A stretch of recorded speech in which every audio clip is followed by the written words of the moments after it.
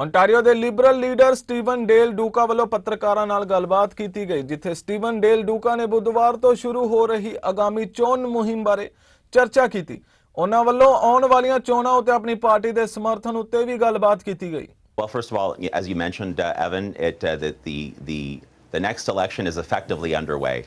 The future of this province, of course, is at stake, and there's a clear choice in this election campaign between the Ford Conservatives, who want to continue to drag this province backwards with policies that will largely make only the richest a lot more rich, and Ontario Liberals, who are determined to make this province a place to grow healthy, a place to grow old, a place to grow sustainably, with a positive plan for our province's future. First of all, I think Justin Trudeau was governing yesterday, but everyone in this province knows that Doug Ford has been campaigning for months rather than doing the responsible thing to lead and govern this province.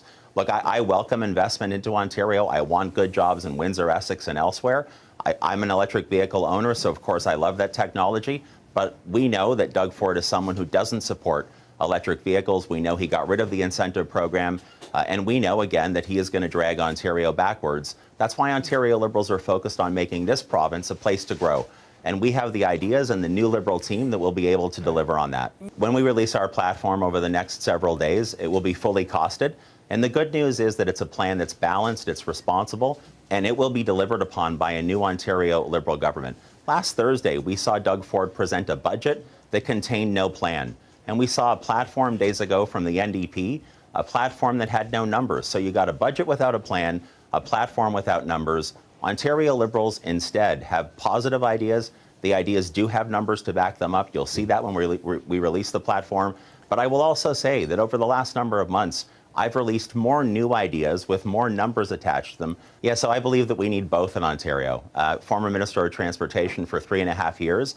I know we have to invest in expanding transit, but we're in the midst of an affordability crisis. We've seen ridership on municipal and provincial transit, including in Windsor, drop during the pandemic. I want more people everywhere in Ontario taking public transit, and I want to make sure that we do have more service. By the way, that's why, in addition to Buck a Ride province-wide, we've also said we will give municipalities like Windsor an additional $375 million to support transit operations. It shouldn't be either or. Right. It's got to be both when it comes to public transit. Again, this is a clear choice. And you talked about his budget from last Thursday. I couldn't make out a coherent plan for Ontario's future coming out of that budget, which, by the way, the lack of a coherent plan is fairly typical of Doug Ford. Throughout the last 4 years, we've watched him and his team flip, then flop, then flail. This kind of chaos and the kind of cuts they've delivered to Ontario families, they're not good enough for this province. So as I have been saying over the last number of days, Ontario Liberals will make this province a place to grow again. We're going to make sure you can grow old because we're going to ban for-profit long-term care and put home care first.